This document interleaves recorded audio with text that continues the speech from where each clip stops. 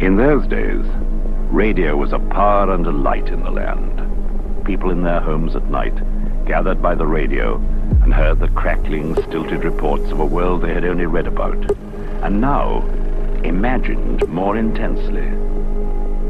Radio fixes the person, but frees the imagination. And the people most affected by it were those who lived and listened alone.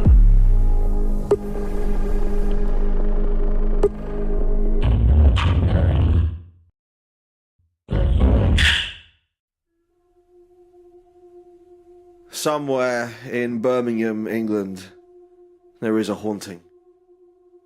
The Neal family residence has found itself under supernatural assault.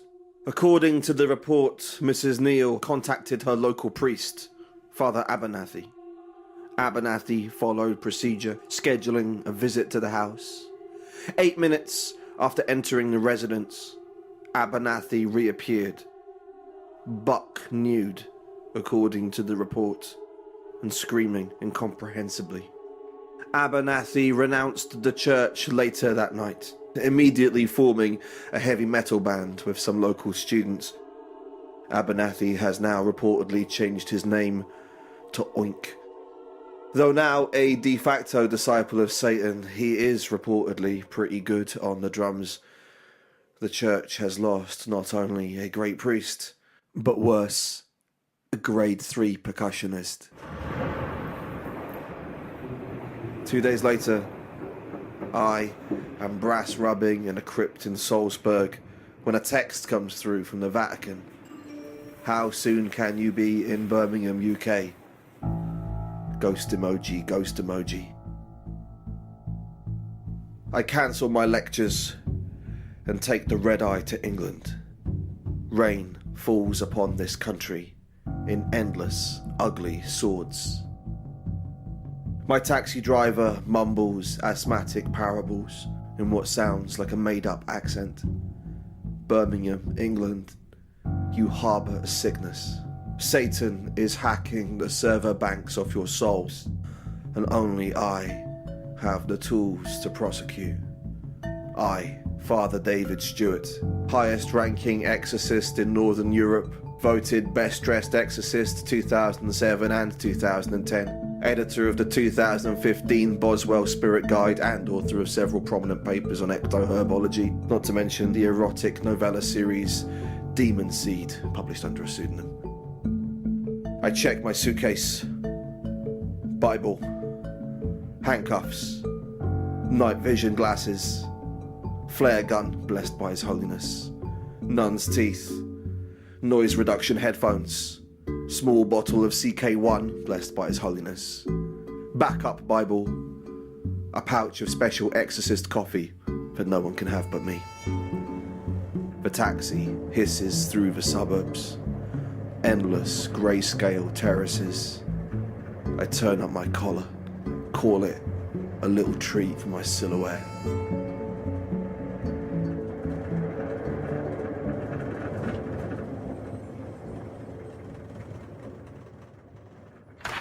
The Neals greet me at the door. The house reeks of broccoli, or ghost urine, as we exorcists have come to know it. Crossing the threshold, I spritz the Neals with CK1. Let the cleansing begin, I say, scanning the ceiling, eyeing a suspicious hat stand beside me. Mrs. Neal shows me her daughter's bedroom. It is hideous in every way possible. Did the ghost decorate this room? I ask, but no.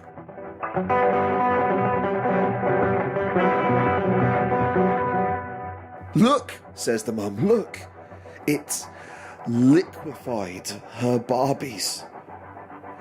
Yes, I say, ghosts are extremely progressive. We should never put ghosts into a situation where to say nothing would be ethically dubious. The hallway has been clawed to pieces, as if 1,000,000 grand pianos had been dragged end to end. I make a note of the excellent simile. then send some photos to a gallery owner I know in Brooklyn. The texture is very unconventional, I tell the father. It's too early to say for certain, but the ghost may come from a background in sculpture. This is incredibly powerful stuff. You don't understand, says Mr. Neil. No, Neil, you don't understand. You think you can make art like this? I say. You think just because you're alive that makes you somehow smarter than the dead? You don't know the dead, Neil. Don't presume to talk for them.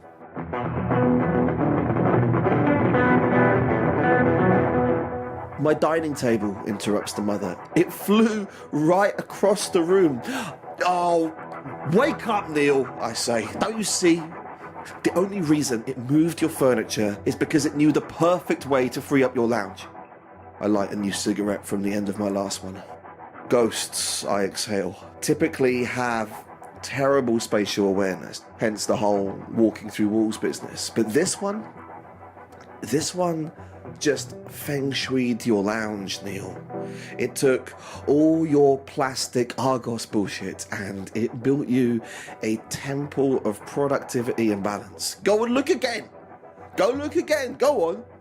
Don't tell me the energy in that room isn't perfect. There isn't a living designer that could improve upon it. Living, I repeat. Only Satan, the architect of eternal damnation, can arrange your furniture with such a keen eye for its potential. Yes, Neil, the devil, the Corbusier of wickedness himself. My speech is interrupted by the daughter arriving home from school. She hands me a folder of grotesque finger paintings, images of mother, father, daughter, and a grey figure with 12 arms, blood-red eyes, its mouth an endless black lake, sky burning with forked lightning. My God, the terrifying genius of this demon, I say, is clearly not rubbing off on the rest of you. These are C+ at best.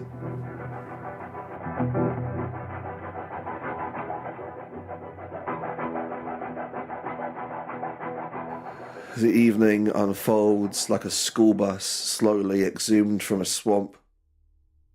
The ghost leaves discouraging messages in blood, teleports a Victorian doll around, etc., etc. Ghost stuff, but the spread is impressive. I tell the Neils to think of me as a bomb disposal expert, except the bomb is wired to your souls, I tell them. Cutting the wrong wire, as it were, would open a gate to hell right under our feet, and all that is good would be pulled through it in an instant, like nuns sucked through the hole in the side of an aeroplane. When Mr. Neil regains consciousness, I continue. We will almost certainly all die here tonight. But if I have anything to do with it, our ends will not be in vain. This is a standard Exorcist verbal contract, although I have punched it up a bit over the years.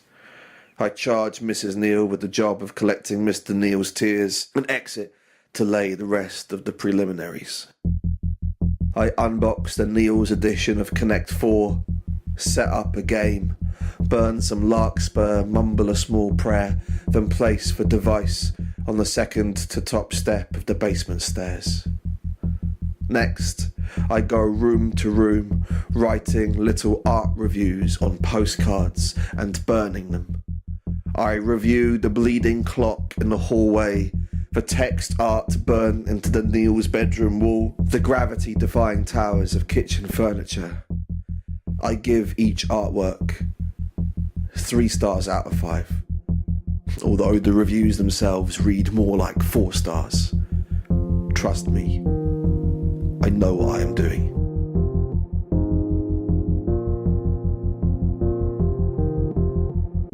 Whenever Mr. or Mrs. Neal tried to engage me in conversation, I slowly raise my eyeline and stare pensively at the space above their heads until they leave me alone. Later, I check back in on the game of Connect 4. The demon has filled every space with a red counter. Technically, it has won the game, but really this is cheating. I award myself the moral victory. 9 p.m. During my investigations, I find Mr. Neal's collection of sleeping tablets.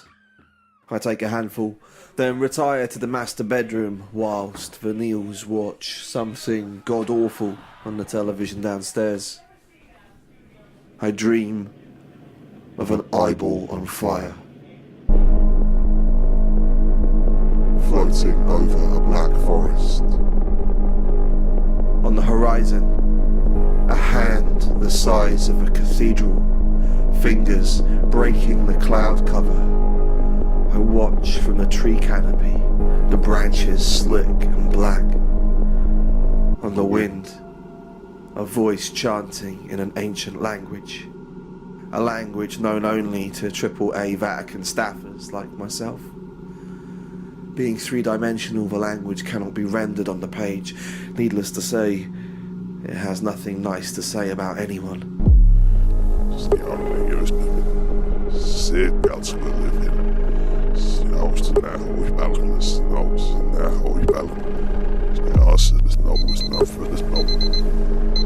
My alarm wakes me up after 15 minutes.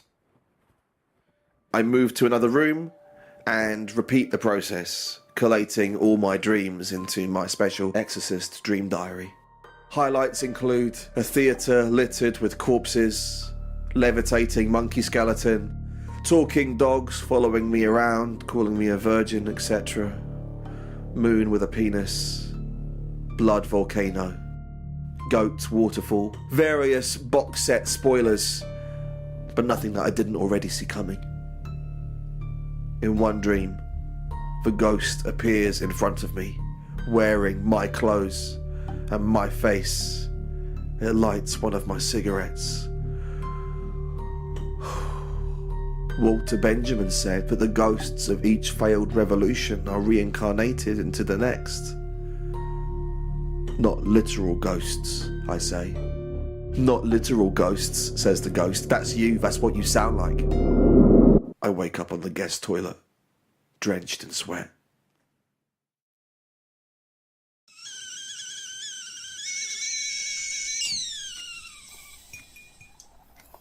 Soon after, we convene at the kitchen table.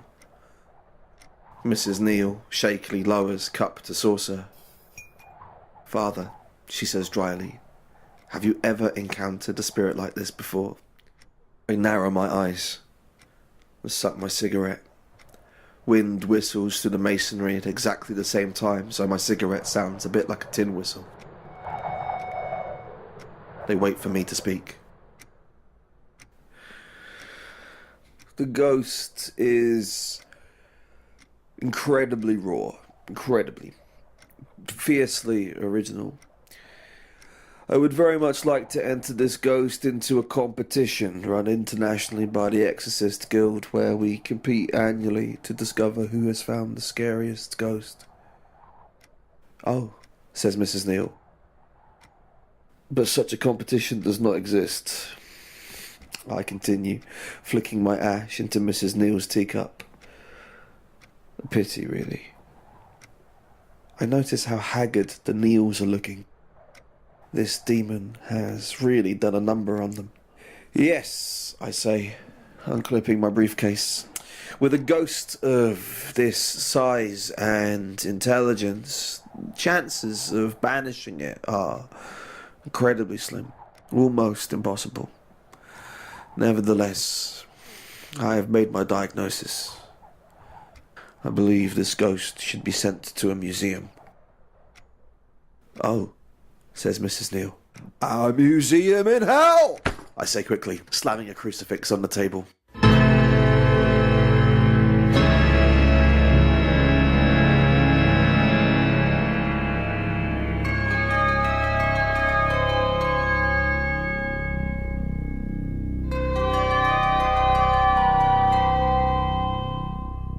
The exorcism rite is scheduled for 4 a.m. It used to be midnight for exorcisms, but 4 a.m. has very much become the new midnight. We assemble in the front room of the house. I plug my iPod into the Neil's stereo and turn off the lights. I select a special beat on my iPod, one blessed by His Holiness himself. Mr. and Mrs. Neil put on the special crucifix hats that I have crafted for them. They stand either side of the room, incense sticks on guard. I pour lighter fluid onto the Neil's favourite armchair, then drop my cigarette end onto the stain. The centre of the room explodes into fire. "Listen up, Niels," I shout. "This ghost thinks that it's 100 times smarter than you are. And worst of all, it is. I mean, the ghost has really got you banged to rights on that one, I'm afraid. I mean, look at your bookshelf. All the wrong Haruki Murakami novels, you fucking imbeciles. Point is, if we can't outsmart this thing, we're going to have to outstupid it. If we are going to stand any chance of victory, this needs to be a race to the bottom. We have to infuriate this monster into making a mistake." I hand Mr. and Mrs. Neil the lyric sheet for Mambo No. 5 by Lou Bega and tell them to chant, slightly out of time with each other, if you can. Few outside the Vatican know that Lou Bega is in fact one of the foremost scholars in acoustic demonology. The fact that Mambo is the Haitian Creole word for voodoo priestess is no coincidence. Bega's songs are compound summoning spells designed to neutralize spirits that break hierarchy. Mambo's 1 to 3 were designed to combat low-level poltergeists, animal ghosts, door spirits. Mambo No. 4 was specifically designed for powerful, vengeful ghosts, but had to be mothballed after the spell was discovered to have negative side effects: night terrors, weeping statues. Some chickens started speaking Latin, if I remember correctly. Hence the creation of Mambo No. 5, the most sophisticated piece of sonic weaponry to be developed this side of Armageddon. No infernal creature can bear to listen to this demented, insipid, mind-clawing, libido-crushing nightmare. The Neils chant in tandem, reading by the light of the fire. A little bit of Erica by my side, a little bit of Rita is all I need, a little bit of Tina is what I see, a little bit of Sandra in the sun, a little bit of Mary all night long, a little bit of Jessica, here I am, a little bit of you makes me feel mad. Lightning scores the ceiling. The flame begins to accelerate. I open my journal and begin my summoning spell. A scathing review of the Tree of Life, during which I persistently refer to Terence Malick as Joseph Merrick. Watching the Tree of Life is like flicking through the Instagram account of the dullest man in the world, I shout. Someone who just posts sunsets and hashtags it memories, and then just, I don't know, throws in a photo of Sean Penn looking depressed occasionally. Would it kill Joseph Merrick to think of a plot? By the end, I was ready to chop down that Tree of Life, carve it into a canoe, take Joseph Merrick out to the middle of a lake and shoot him in the back of the head, Godfather 3 style, which is easily the best of the Godfather trilogy in my opinion. I duck a flying picture frame. Also, if Joseph Merrick is such a genius, I yell into the flames, why does he wear that stupid towel over his face? Is he even looking at the monitors? Disgraceful! The burning chair begins to levitate. Walls wailing in forgotten tongues. My teeth vibrate. Shadows unhook themselves, drop to the carpet like dying insects. Somewhere in the hallway, the Roomba explodes. Prepare yourself! I yell to the Neils. Prepare yourself, the demon! It manifests! Steal your nerve! Get ready!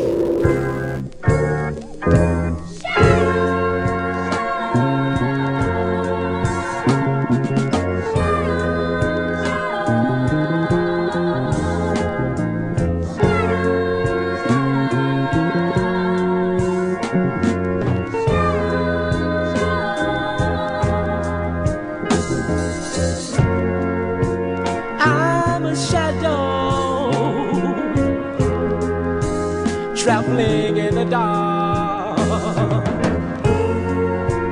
All because this girl broke my heart. Now I'm alone, can't find anyone else.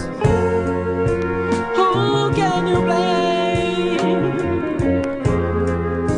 when you mess up things yourself? She went away the other day. Oh yeah, you see this girl, send her back this way. The very best love I've ever had. Oh yeah. Please tell me now. I'm just a shell. So that's the end of the first part of this story. I've never had to split a story before, but trust me, it makes sense to split this one in two. So second part is going to be up in about 3 weeks' time. Also, if you support the Imaginary Advice podcast through Patreon and donate over $5 per month, then you should have received a secret bonus episode of the podcast from me last week. It's a horror story set inside an improv class. Look, if you haven't received it and you feel like you should have, drop me an email at rossgordonsutherland@gmail.com. If you were thinking about donating to the podcast and you haven't yet, then I recommend signing up before the end of February this year, 2017. Because if you do that, then you'll get this bonus episode as well. There's going to be a new one of those every year, basically. I've got a new website, imaginaryadvice.com.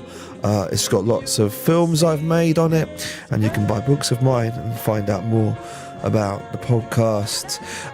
There's a huge amount of music which I've sampled in this story, and I'll endeavour to add all the songs that I've sampled to the Imaginary Advice Spotify playlist, and you can also find that via the Imaginary Advice website. Okay, thanks so much for listening. My name is Ross Sutherland. I'll be back soon. You have been listening to Imaginary Advice. I'm just so